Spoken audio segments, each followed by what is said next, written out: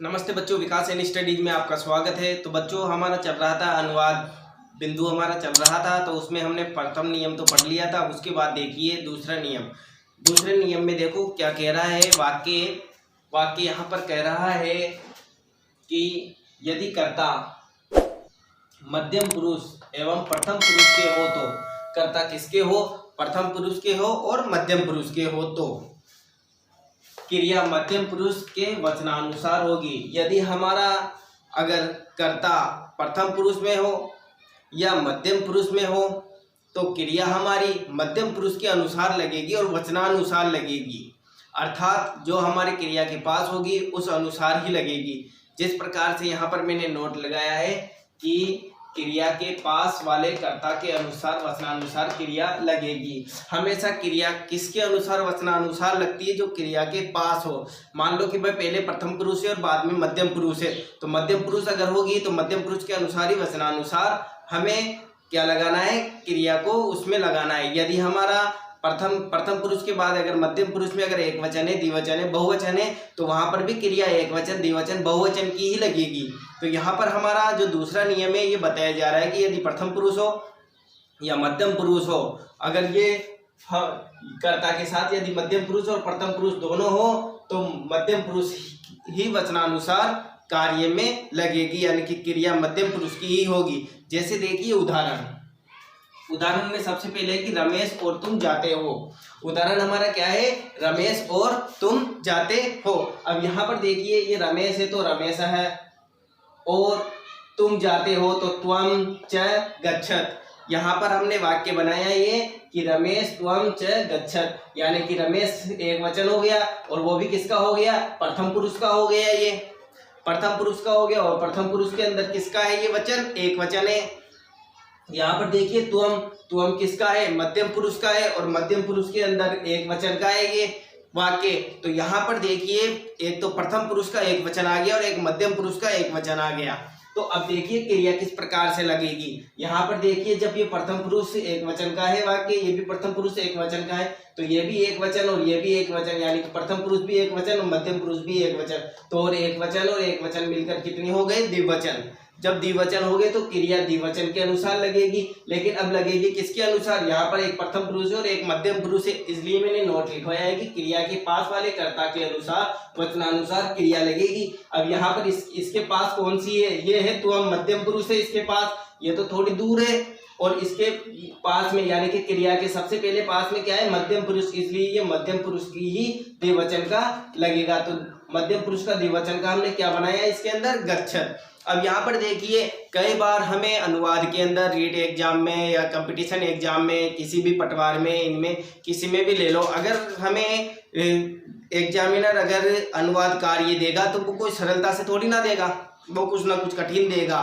या फिर कोई वो देखेगा कि इसमें कितनी नॉलेज है, तो वो क्या करेगा? यहाँ पर जिस जगह यहाँ पर जो गच्छत लिखा हुआ है इस गच्छत को यहाँ पर हटा देगा और कहेगा कि भाई वाक्य शुद्धं करोतु, यानी कि वाक्य को शुद्ध करो।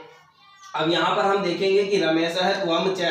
अब यहाँ पर क्या करेंगे हम? तुम को देखकर या तो एक वचन लगा देंगे, तो एक वचन के अंदर जाते हो को क्या होगा? गच्छसी।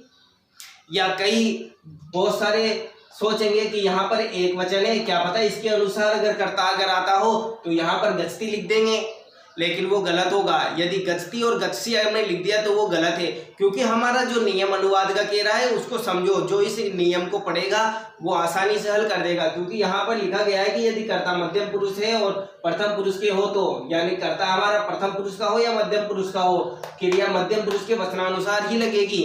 यानी कि यहाँ पर देखिए ये प्रथम पुरुष है और यह मध्यम पुरुष है। अब हमारी क्रिया किसके अनुसार लगेगी?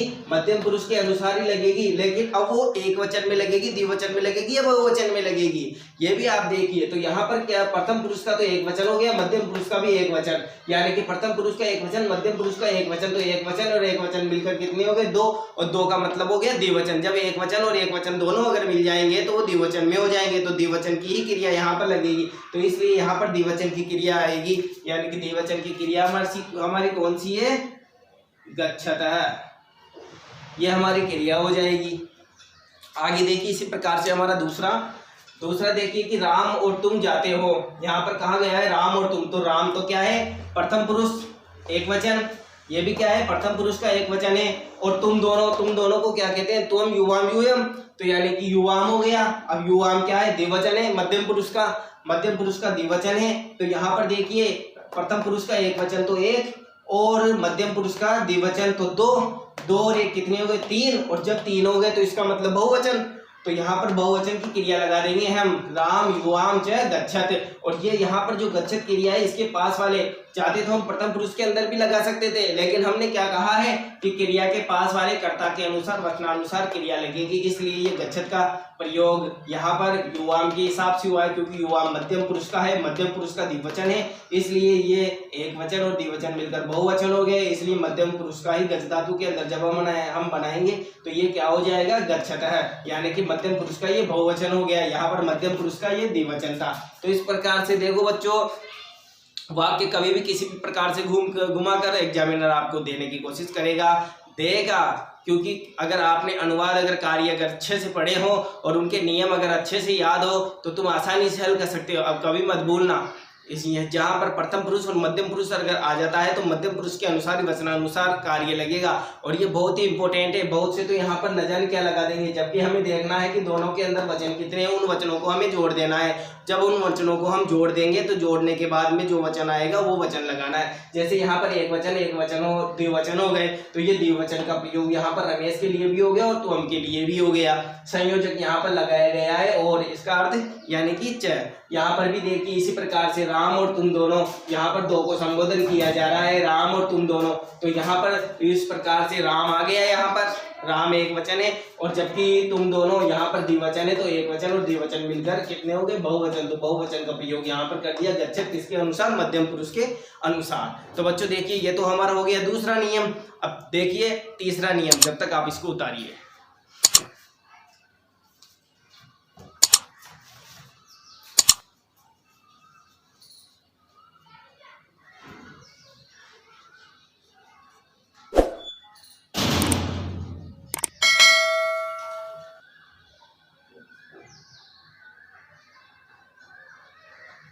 तो यहां पर देखिए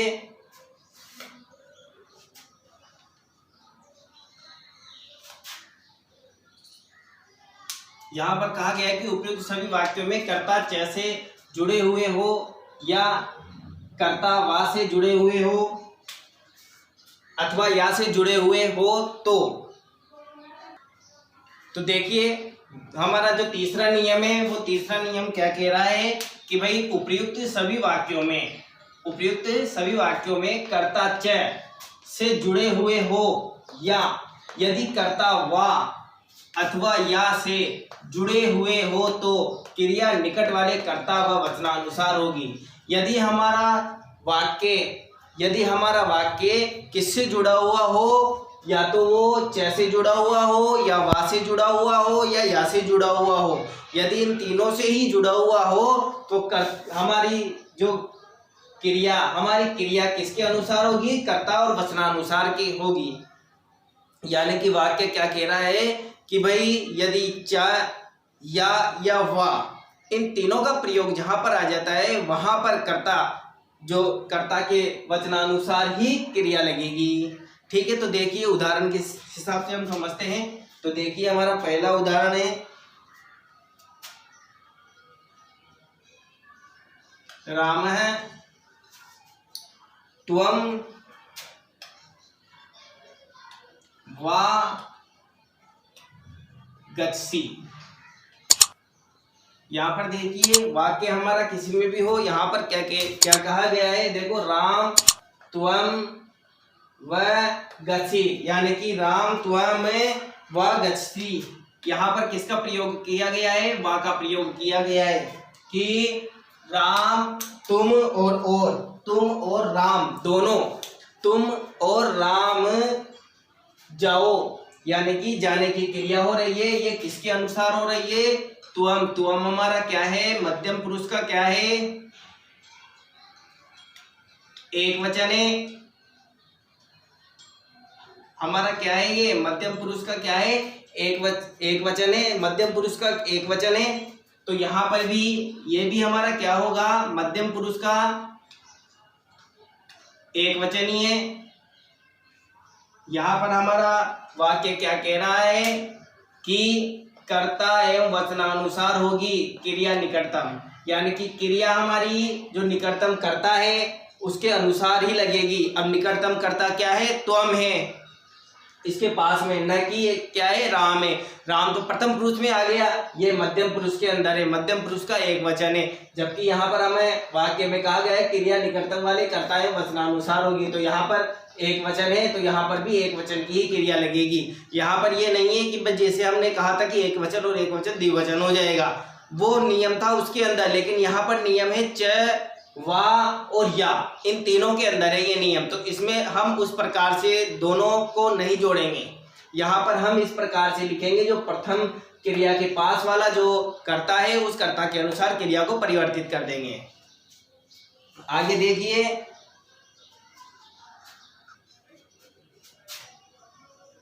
अहम, आवाम,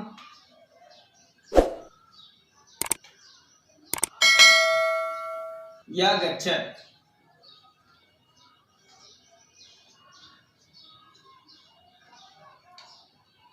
अब यहाँ पर देखिए वाक्य किस प्रकार से लिखा हमने, त्वम,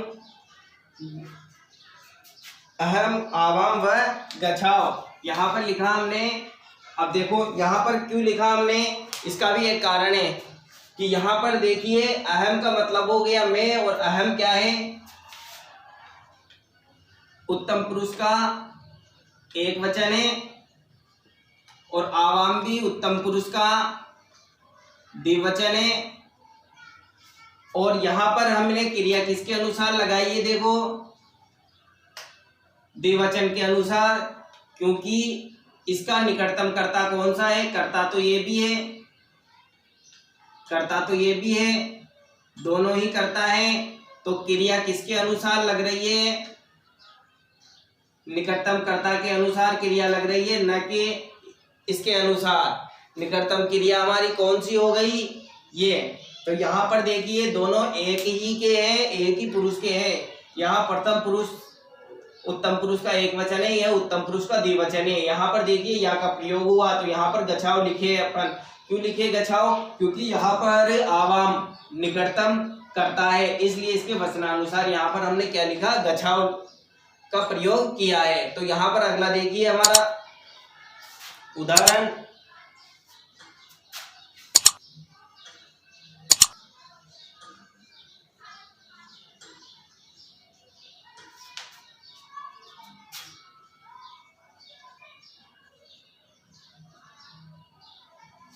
देखिए हमने क्या लिखा यहाँ पर कि वयम च स गस्ती। अब वयम क्या है हमारा,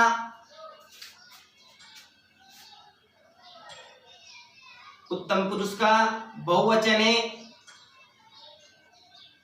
क्या है, उत्तम पुरुष का बहुवचन है।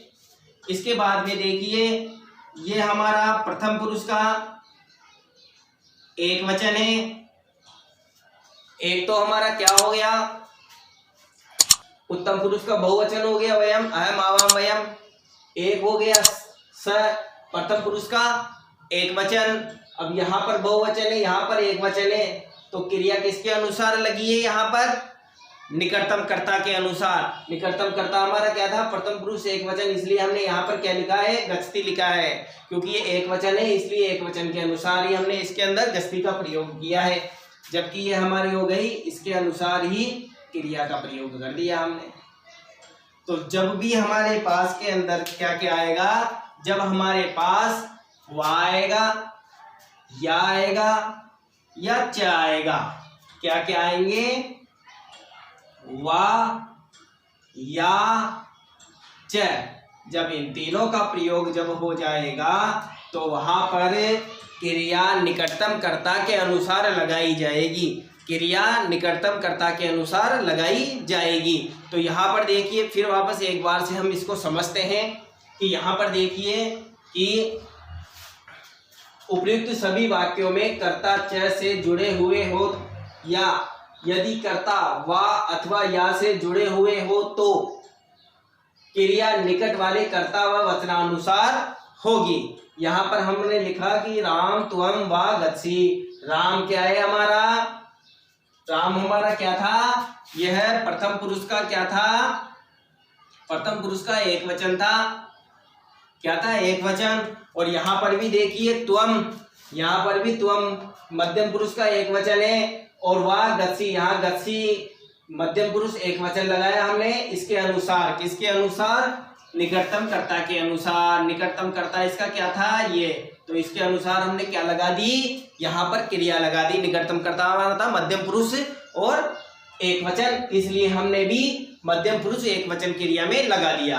अब देखो वयम च स गच्छि, जब हम इसका प्रयोग करें तो वयम के साथ उत्तम पुरुष बहुवचन और यहाँ पे प्रथम पुरुष एक वचन, तो इसके अनुसार ही हमने क्या कर दिया, क्रिया लगा दी, प्रथम पुरुष के अनुसार ही। यहाँ पर भी देखिए कि जब यहाँ पर अहम उत्तम पुरुष का एक वचन है, आवाम उत्तम पुरुष का द्विवचन है, एक ही वचन के एक वचन और द्विवचन हो गए, तो लेकिन हमारा वाक्य क्या कह रहा है कि क्रिया किसके अनुसार लगेगी, निकटतम कर्ता के अनुसार लगेगी। और यहाँ पर निकटतम कर्ता हमारा क्या था, द्विवचन है, इसलिए गच्छामि, गच्छाओ, गच्छाम, तो गच्छाओ का प्रयोग हमने किया है।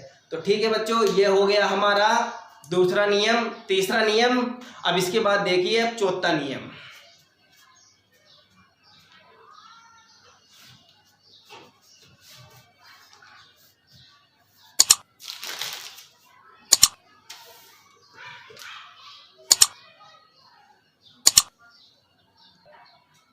तो देखिए हमारा अगला चौथा नियम। चौथा नियम हमारा क्या कह रहा है, चौथा नियम संज्ञा के अनुसार सर्वनाम को परिवर्तित करने के लिए बताया जा रहा है। देखिए यहाँ पर कह रहा है कि जिस वचन में संज्ञा शब्द होगा, जिस वचन में संज्ञा शब्द होगा, जिस वचन में संज्ञा शब्द होगा उसी वचन में सर्वनाम शब्द भी होगा, उसी वचन में सर्वनाम शब्द भी होगा। वाक्य हमारा क्या कहा गया है कि जहाँ जिस वचन के अंदर, जिस वचन में हमारी संज्ञा होगी उसी वचन के अंदर हमारा क्या होगा, सर्वनाम होगा। देखो कैसे, जैसे कि मैंने लिखा कि इमो बालको वदत है, इमो बालको वदत है। अब यहाँ पर देखिए कि ये हमारा बालक, बालक क्या होता है, हमेशा बालक सजीव होए, बालक क्या है, सजीव है। और सजीव की गणना हमेशा किसमें की जाती है, ये बालक है ना, व्यक्ति है, व्यक्तिवाचक यानी कि संज्ञा के अंदर। जब यहाँ पर व्यक्ति, वस्तु, स्थान, भाव या यदि नाम भी जहां पर आ जाता है तो वो जगह क्या कहलाती है, संज्ञा कहलाती है। क्या कहलाती है, संज्ञा कहलाती है। इसलिए बालक हमारे पास क्या है, बालक हमारे पास सजीव है, इसलिए ये संज्ञा है। ये तो हो गई हमारे पास संज्ञा। चलो अब इसके बाद देखिए यहाँ पर इंगित किया जा रहा है कि इमो, इमो का अर्थ क्या होता है, इमो का अर्थ होता है यह दोनों।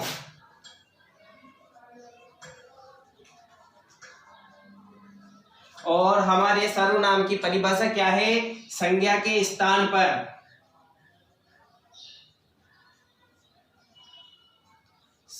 संज्ञा के स्थान पर प्रयुक्त होने वाले शब्द, संज्ञा के स्थान पर जिनको हम प्रयुक्त करते हैं उसे हम क्या कहेंगे, सर्वनाम।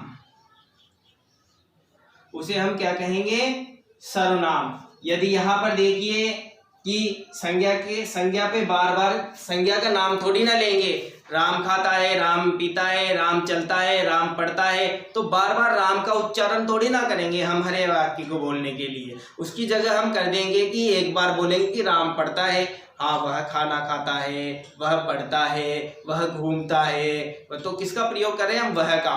तो बार बार संज्ञा का प्रयोग न करके हम वहाँ सर्वनाम का प्रयोग कर दे, इसलिए संज्ञा के स्थान पर सर्वनाम का प्रयोग किया जाता है। तो वो यहाँ पर भी देखिए कि संज्ञा के अनुसार ही सर्वनाम आएगा, न कि कहीं जिस संज्ञा एक वचन, द्विवचन, बहुवचन में अगर जो संज्ञा होगी तो सर्वनाम भी एक वचन, द्विवचन, बहुवचन में ही आएगा। ये नहीं कि संज्ञा एक वचन में है तो सर्वनाम द्विवचन में आ जाएगा, बहुवचन में आ जाएगा, नहीं। जिस प्रकार कर्ता के अनुसार क्रिया लगती है उसी प्रकार संज्ञा के अनुसार सर्वनाम का भी प्रयोग हमें करना पड़ता है, उसी अनुसार। तो देखिए ये हमारा क्या हो गया? सर्वनाम। ये हमारा हो गया संज्ञा, ये हो गए हमारे सर्वनाम। अब इन दोनों के अनुसार ही हमें यहाँ पर क्या लगाना पड़ा? क्रिया लगानी पड़ी। और वाक्य भी हमारा क्या कह रहा है? देखो कि भाई जिस वचन में संज्ञा शब्द होगा, जिस वचन में संज्ञा शब्द होगा उसी वचन में सर्वनाम शब्द भी होगा। यानी कि जिस वचन में संज्ञा शब्द होगी उसी वचन का सर्वनाम शब्द भी होगा, उसी वचन में सर्वनाम शब्द भी होगा। इसलिए हमने यहाँ पर देखो इमो, यहाँ पर बालको क्या है? द्विवचन है, तो यहाँ पर भी इमो द्विवचन है। अयम इमो इमे हम कैसे लिखते हैं? शब्द रूप बनाते हैं, अयम इमो इमे। और बालक बालको बालका, तो यहाँ पर बालका और इमो द्विवचन है दोनों ही। तो यहाँ पर हम इसका भी प्रयोग क्रिया में किस वचन में कर रहे हैं? द्विवचन के अंदर। तो यहाँ पर भी हमारे पास द्विवचन है, यहाँ पे भी द्विवचन, यहाँ पे भी द्विवचन। तो सभी में समानता हो गई, संज्ञा में भी वही वचन हो गया, सर्वनाम में भी वही वचन हो गया और क्रिया में भी वही वचन हो गया। तो हमारा वाक्य वहां पर शुद्ध हो गया। और वाक्य देखिए जिस प्रकार से और हम वाक्य लेते, अयम बालकः खादति, अयम बालकः खादति। अब यहां पर देखिए कि हमारा वाक्य कह रहा है कि अयम इमो इमे, अयम एक वचन है, बालक भी एक वचन है, इसलिए यहाँ पर खादति का प्रयोग किया है हमने, क्योंकि खादति भी एक वचन में है। अब आगे देखिए तीसरा नियम,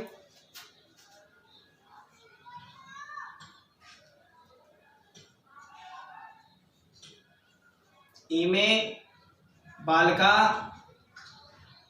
खादन्ति। यहां पर देखिए अयम इमो इमे, इमे यानी कि बहुवचन, बालक बालको बालका, बालका यानी बहुवचन, और यहाँ पर खादन्ति, खादती, खादत, खादन्ति, यहाँ पर भी बहुवचन का प्रयोग किया गया है। अर्थात ये भी हमारा किसमें है? ये भी वाक्य हमारा, ये जिस प्रकार से ये वाक्य हमारा इसके अंदर द्विवचन में था, यहाँ पर बालक बालक का प्रयोग किया था हमने, और यहाँ पर ये हो गया हमारा एक वचन के अंदर, यह था हमारा द्विवचन में, और इसके बाद में ये है हमारा बहुवचन में। तो सभी में समानता आई ना?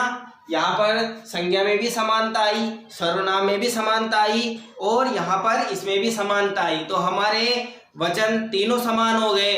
किस प्रकार से?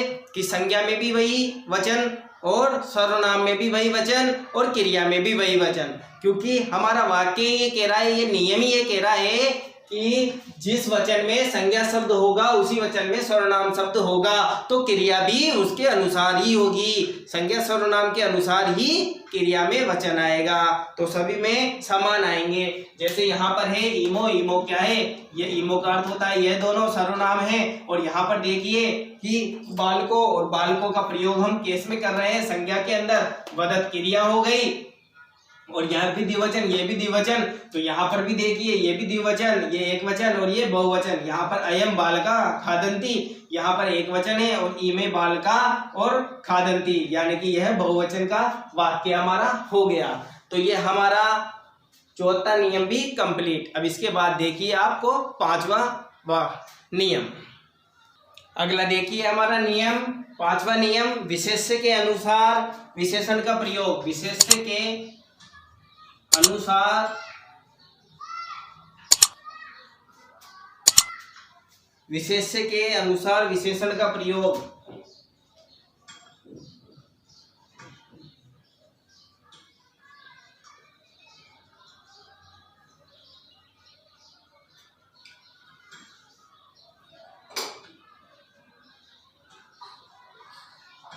देखिए, सबसे पहले हम जान ले विशेषण किसे कहेंगे, विशेष्य किसे कहेंगे। जब हमने समझा कि संज्ञा व्यक्ति, वस्तु, स्थान आदि के नाम को कहते हैं और संज्ञा के स्थान पर जिनका प्रयुक्त किया जाता है उन्हें सर्वनाम कहते हैं। जब संज्ञा सर्वनाम अगर हमें पता है कि यहाँ पर संज्ञा, ये सर्वनाम,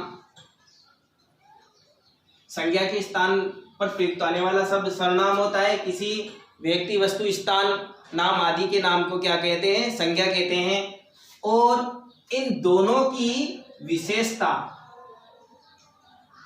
इन दोनों की जब विशेषता बताता है उसे हम क्या कहते हैं, विशेषण कहते हैं।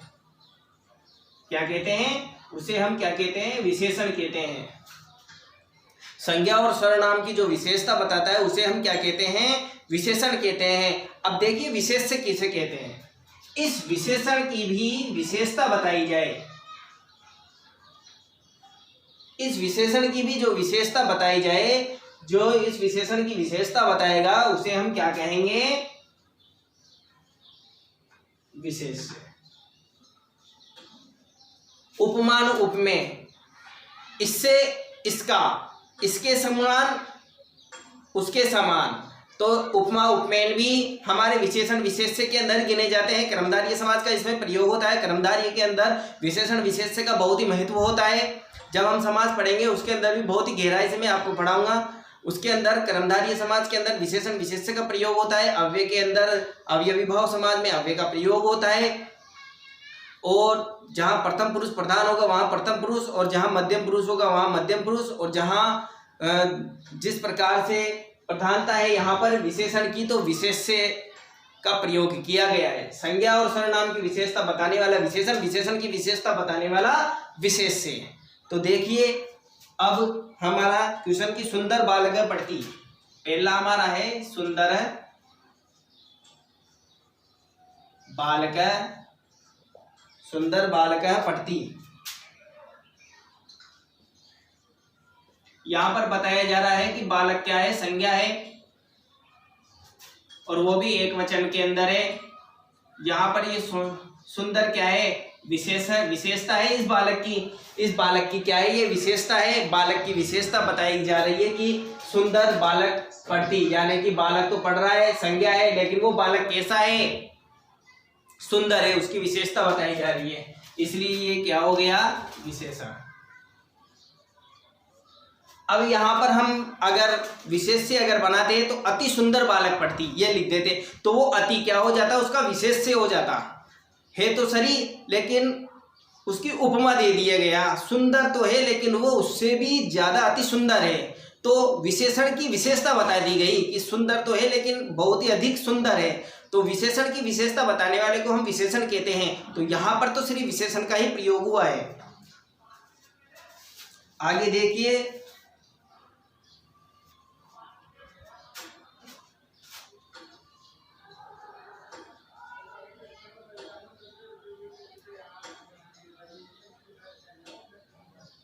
अति सुंदरी बालिका पढ़ती।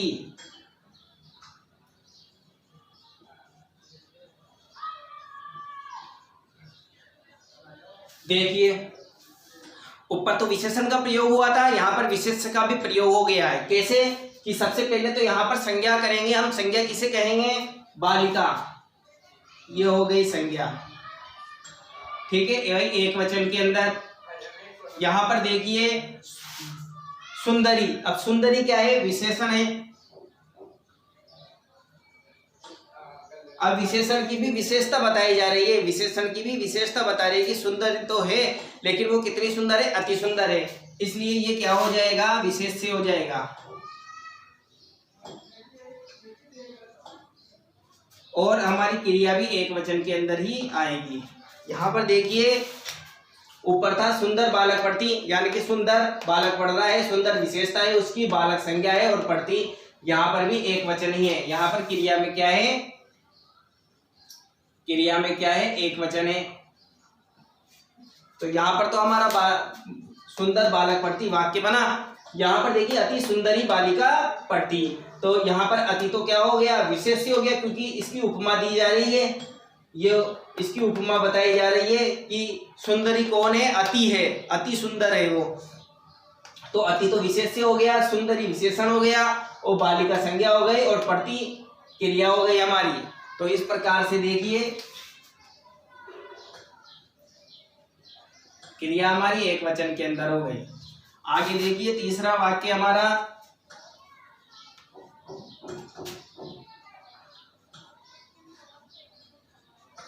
सुंदरम पुस्तकम अस्ति। यहाँ पर भी देखिए, यहाँ पर सुंदर का प्रयोग हुआ है यानी कि विशेषण है, यहाँ पर पुस्तक का प्रयोग हुआ है अर्थात यह किसमें गिनी जाएगी, संज्ञा है, वस्तु स्थान आदि तो वस्तु है ये, यहाँ पर अस्ति यानी कि ये क्रिया का प्रयोग हो गया यहाँ पर। तो ये तो हमारी हो जाएगी विशेषण, ये हो गया हमारा विशेषण, ये हो गई हमारी संज्ञा और ये हो गई हमारी क्रिया।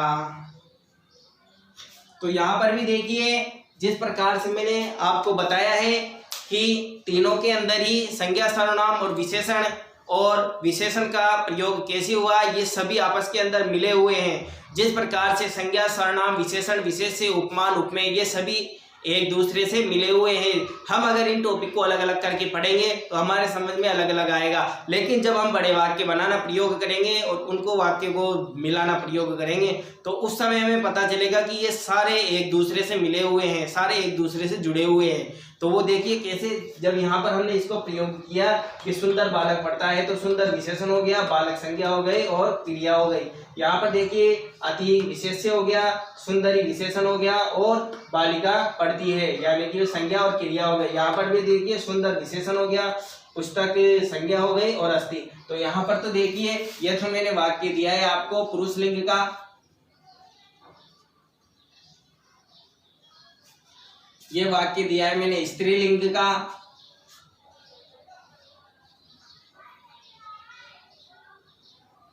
और ये वाक्य दिया है मैंने नपुंसकलिंग का।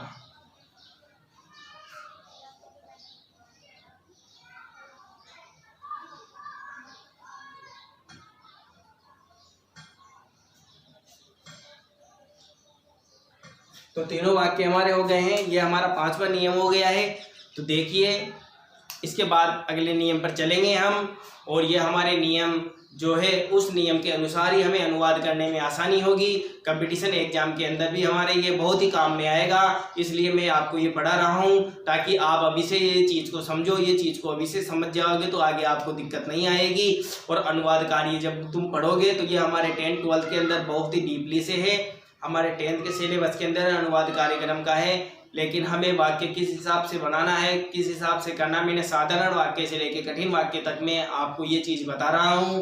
तो ठीक है बच्चों, मेरा वीडियो आपको अच्छा लगा इसे लाइक और सब्सक्राइब कीजिए। थैंक यू, धन्यवाद भैया।